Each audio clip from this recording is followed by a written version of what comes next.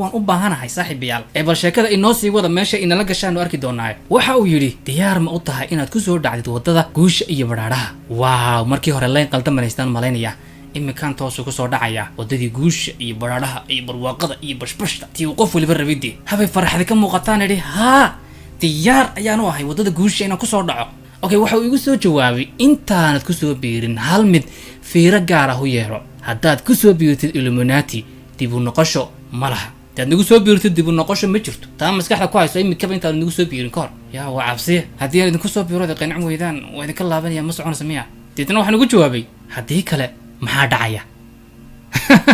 midilaysan sid yeelisan yani haddii aan hadhow ka baxo maxaa sameyn doontaan sideed wax yeeli doontaan bal ii sheega waxa uu yiri hadduu aabaweyne codsigaaga aqbalo aabaweynaasina muxuu ahaa I don't know aabaweyne alla weynana ogeyna aabaweynahana muxuu ahaa haddii uu aabaweyne codsigaaga aqbalo oo nagu soo biirtid sharciga noo yaala kooda sharciga noo yaala ayaa sidaas ah balse waxa hubaal ah in aadan adba dooran doonin dib u noqosho بالمعنى أذيك أيام كهل دونه جعلان دونه هديه سدا ستة يوم محيها جباتو ديبو النقاش مجرت محاضرة رنسان مربى هديه دكتها مركان كسو بيرو إن أنا قبل ديبو النقانين هنجبات كتم بيسمحيتها هاي ديبو النقاش مجرتو حقي هنجبات مش كجرت هذا نقصو بيرتد حورته نكو قبل إنك مسيدين ساسا كم مقتمشة إن الله سيبوق بقارنا عادي تنوع حنيد أوكي وأنا قال هاي وحوسوا قري ديار ما أوتها بروسيسكا أو فرسوماليا يا أخي ها وأنا أقبله هون وش شاقي أقبلي waxay su'aalaha tirada badan waan aqbalay ka soco intaynaan processka guda galan shuruudo ayaa ka horeeya mar kale haddana kow waa in aanad cidna la wadaagin xubinka noqoshiyaha Illuminati qofna lama rabo in aad la wadaagtid qoyskaaga amba asxaabtaada ha ahaatee shuruudihi ayuu sii waday waxa uu yiri laba waa in aad diyaar u boqotaa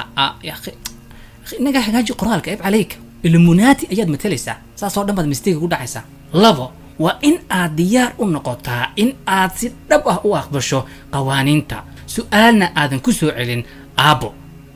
waraa anu hal aabaan haystaa aabahani aad daba wadid iga jooji please aabahay waa kii dhalay su'aalna aadan ku soo celin aabo yani waxaan kuu sheegnay qaado su'aalna nagu soo celin waxa lagu sheegayaa waxa si duuduub ku qaado